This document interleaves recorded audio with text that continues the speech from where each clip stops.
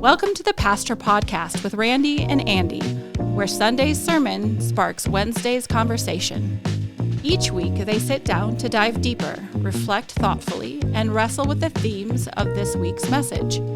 Their goal is to explore faith more fully, ask the hard questions, and invite you into a dialogue that goes beyond the pulpit. Welcome into the podcast, everyone. It's good to have you with us. I'm Pastor Randy Moore. And I'm Pastor Andy Payton.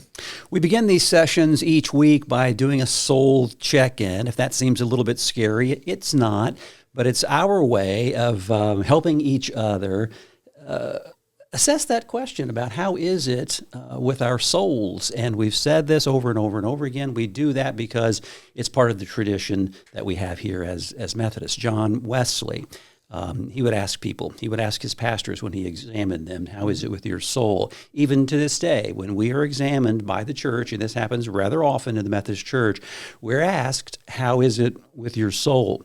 And it's not to say, hey, are you sure you have not just been doing a lot of sinning? That's not the thing.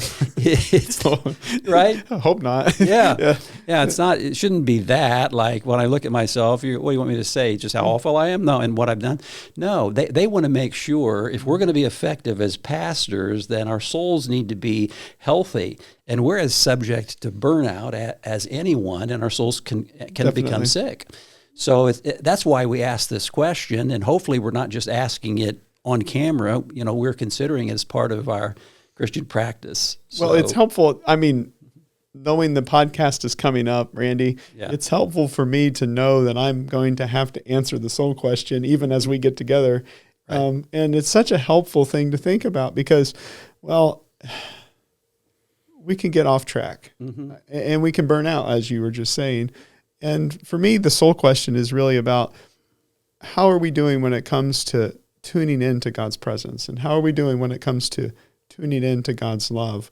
And the truth of the matter is we can live very busy lives as pastors doing a lot of very, very good things, but we might not think about God at all, or not much. And that's such a temptation, isn't it? Like, you can just fill your life up. And you might not be a pastor. Most people aren't pastors, of course, but we might just fill ourselves up to the point where there's no room for God to get in. We rarely think about God at all. And that's a troublesome place. That's a place we need to be careful with in our lives. Yeah, and I think one of the things that we try to do for our people is to model a life that's lived in the presence of God at all times, not just on Sunday morning, and not just when we're out there doing a specific service, but it's something that permeates our whole being. Mm-hmm.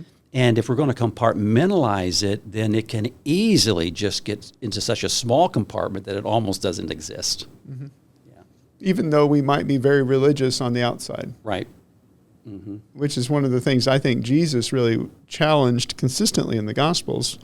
It wasn't just hypocrisy he was challenging. It was this idea that you can fill up your life with religious practices and ritual practices and and miss God, basically. Someone in my Sunday school class last Sunday, we were talking about Lent, the season of Lent coming up, and talking about Lenten practices. And I asked the group, what are your practices? Will you pray more during Lent?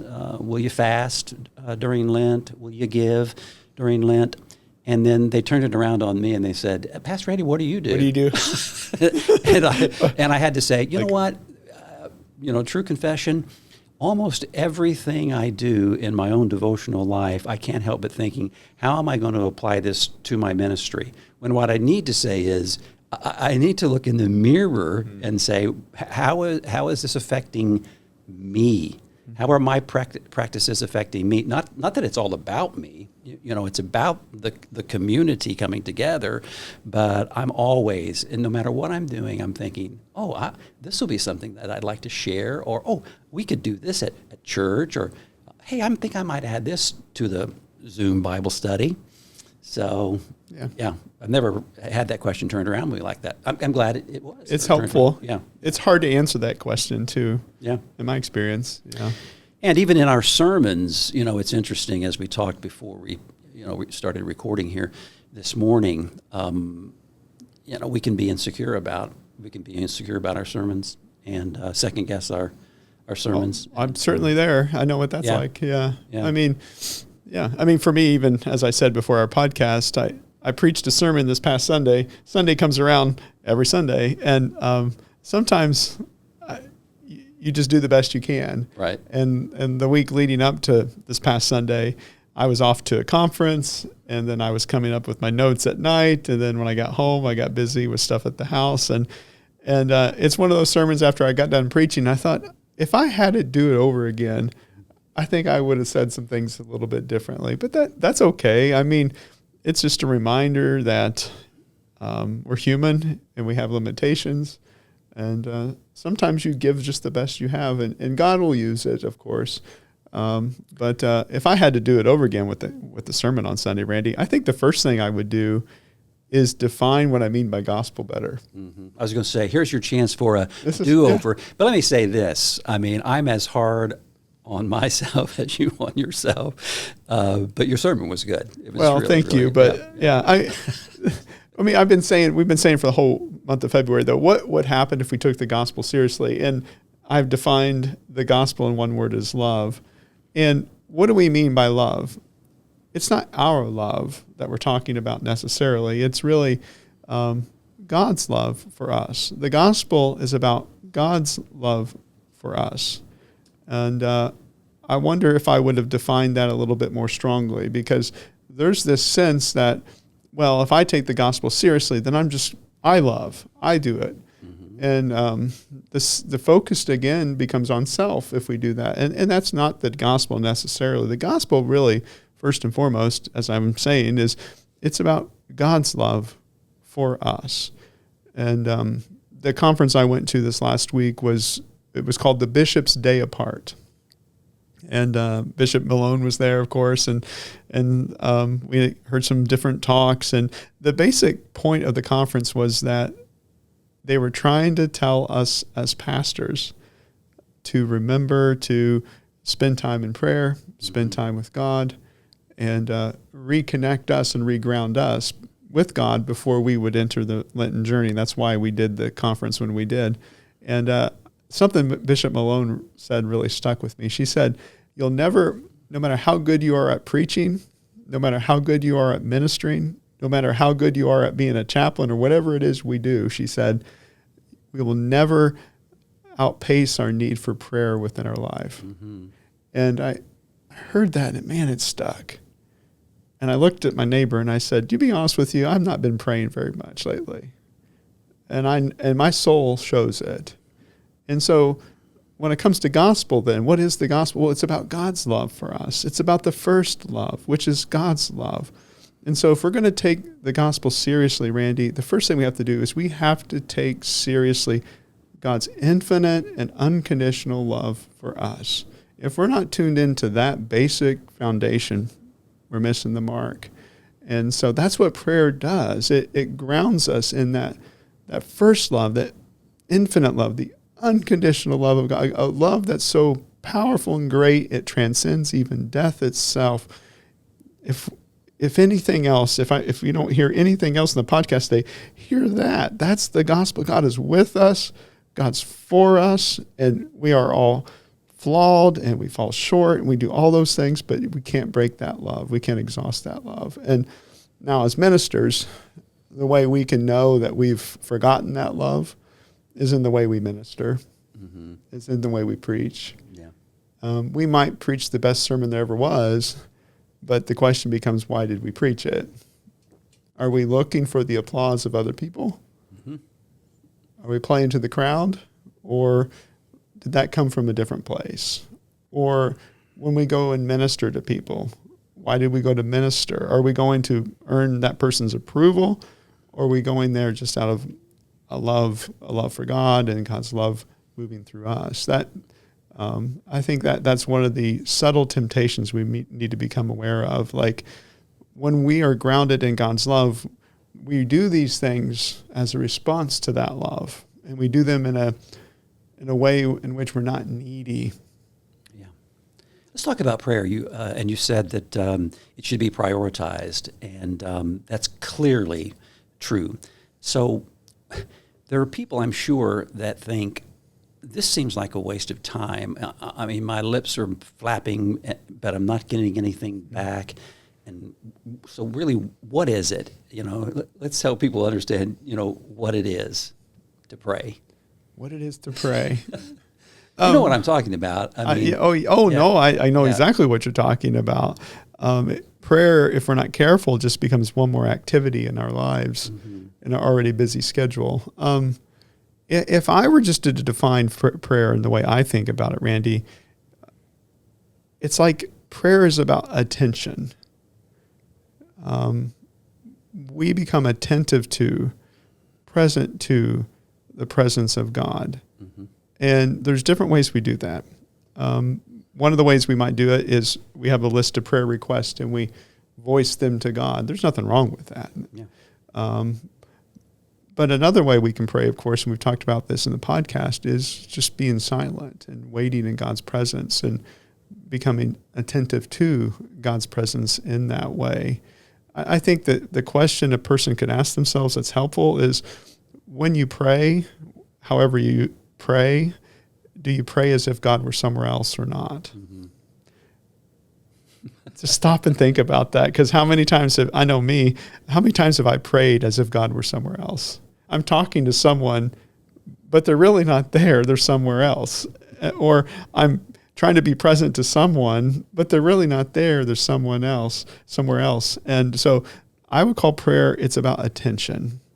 And the thing that you'll notice, I think, if you're really praying in an effective way, is the more you pray in a way in which God is there with you, the more you begin to realize and become aware of God being with you throughout your day as well. Mm-hmm. It just kind of naturally happens. I don't know if that...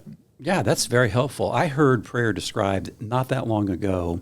Someone was talking to me and sharing about their life and about their illness. And this person was speaking about God as a conversation partner. Mm. That was very, very helpful. If you've reached a point in your prayer life where you're having a conversation with God and God is your conversation partner, that's getting pretty close. The word comes to my mind. There's an intimacy there. Yeah.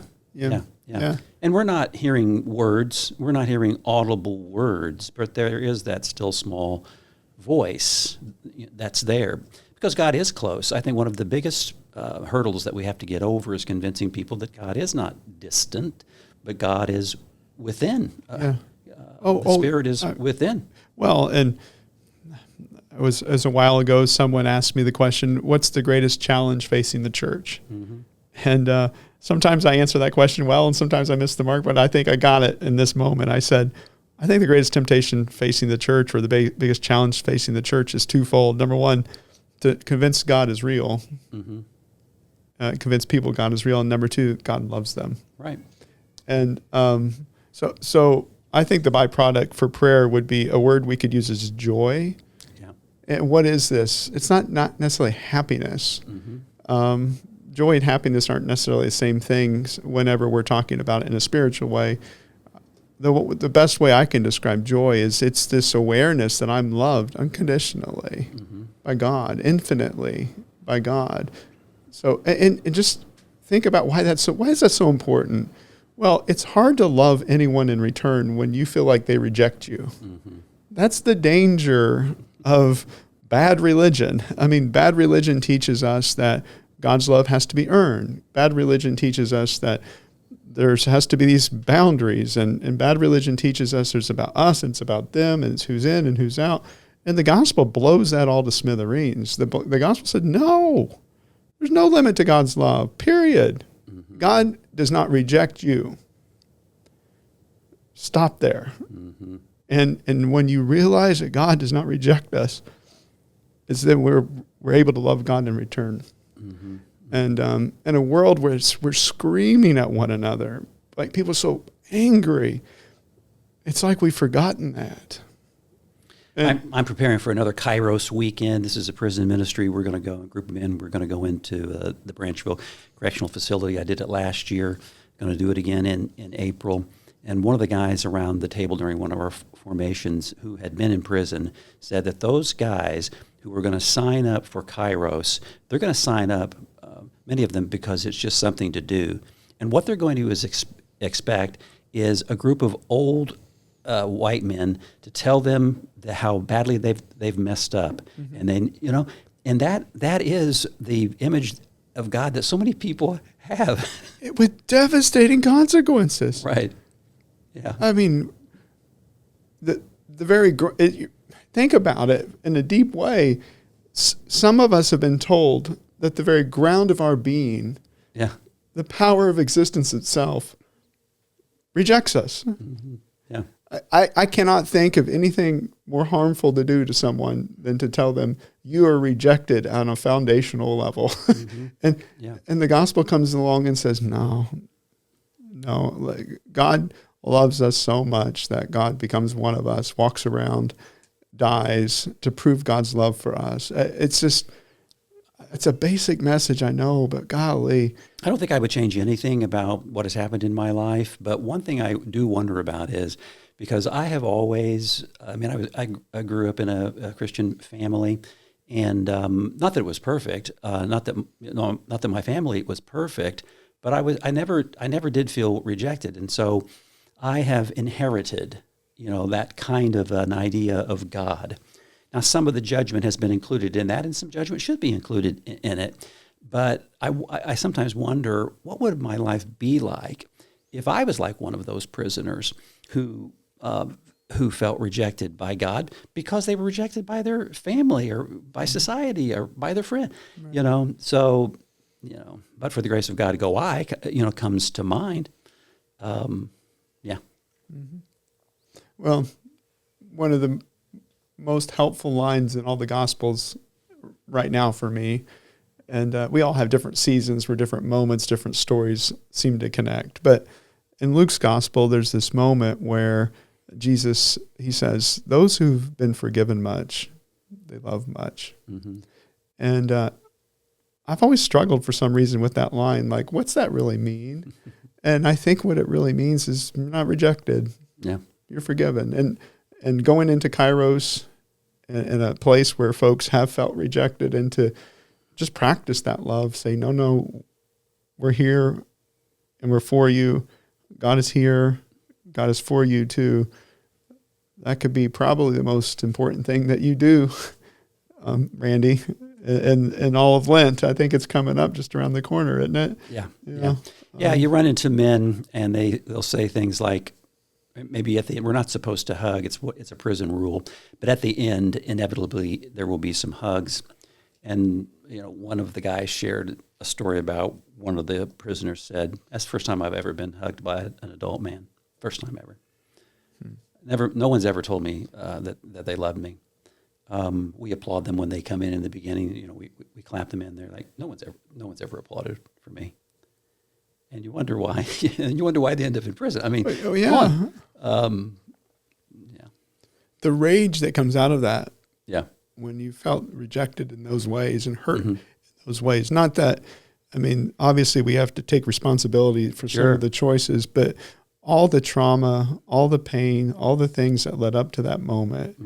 And we wonder sometimes whether or not the church is relevant in a world that doesn't practice this very well, like right now. And the symptoms are all around us, right? Like the rejection and the anger and the lashing out at one another. It's a manifestation of a culture that's forgotten its first love, and a people that have forgotten our first love. And I don't think you missed sending the message that God loves you, and instead stressed that it's about how we love, but that has to have an effect. If God is love, and God is the first love, and God's love is unconditional, and God doesn't reject us, but accepts us, that's going to lead, ideally, to us being loving, kind of like that. Naturally. Yeah. Yeah. Almost effortlessly. is the byproduct of that kind of love. Yeah. The lesson that we use Sunday, it's a good illustration about how do we tune in. The story of Moses, that was the Old Testament lesson for Transfiguration Sunday. And of course, on Transfiguration Sunday, we usually read the story of Jesus' transfiguration, but we've been in the Hebrew Bible Old Testament lately. They both went to the mountain. There's a lot of parallels. Oh my gosh, it's like the same story in some ways. Isn't it?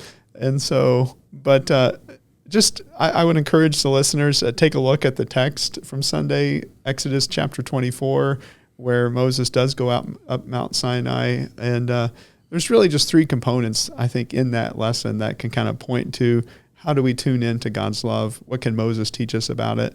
The first thing he does is he goes up the mountain. In the ancient world, the mountains were places where we connected with God. And a modern way to think about mountains is that it's that place in our life where we can gain perspective.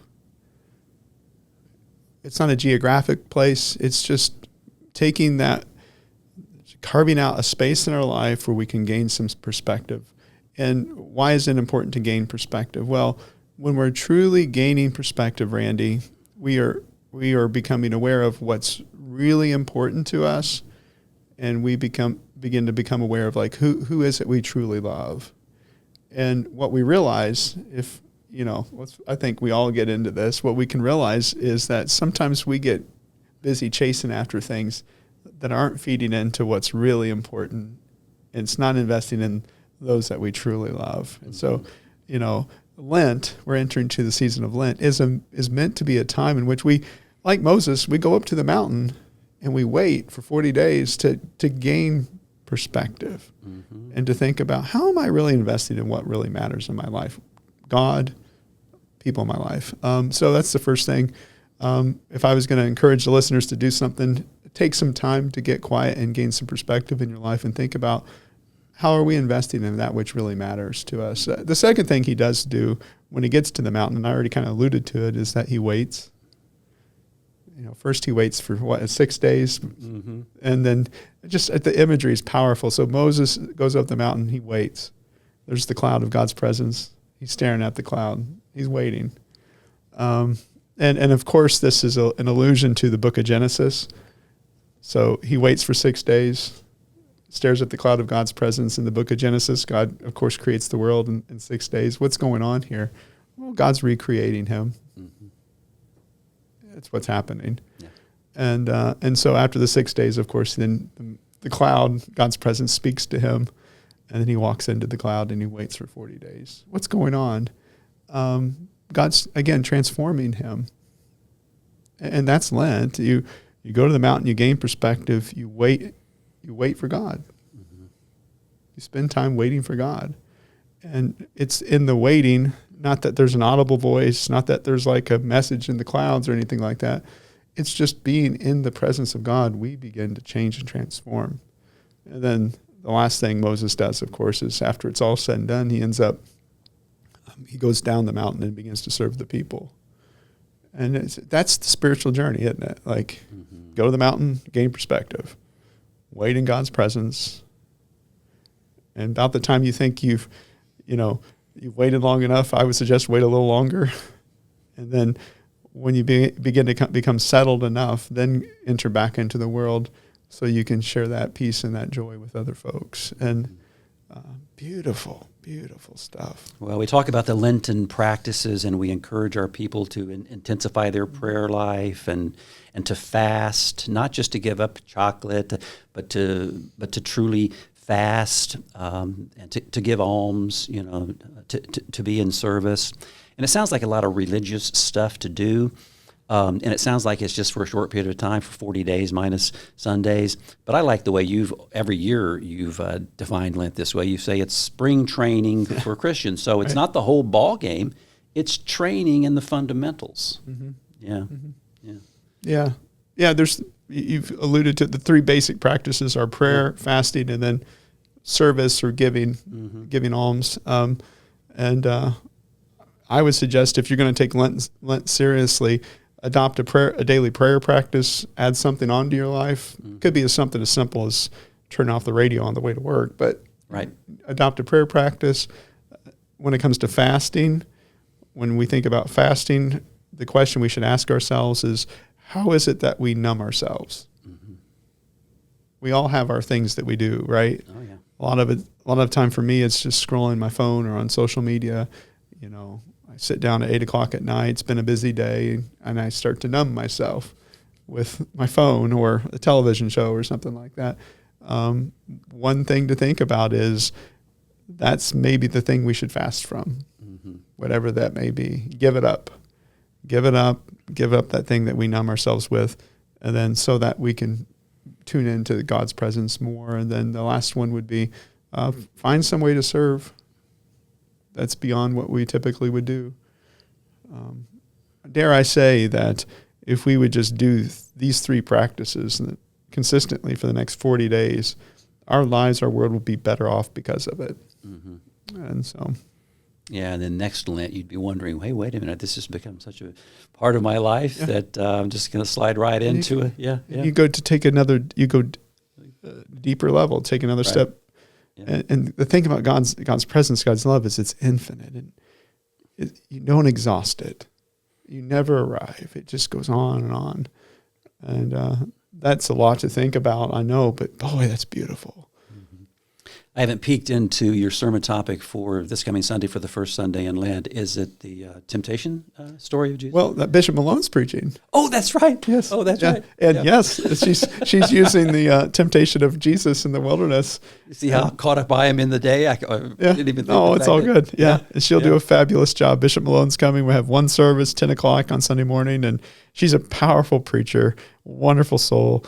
And she decided to stick to the Lenten theme of, we're reading the lectionary text, Matthew chapter 4, verses 1 through 11, where Jesus goes into the wilderness.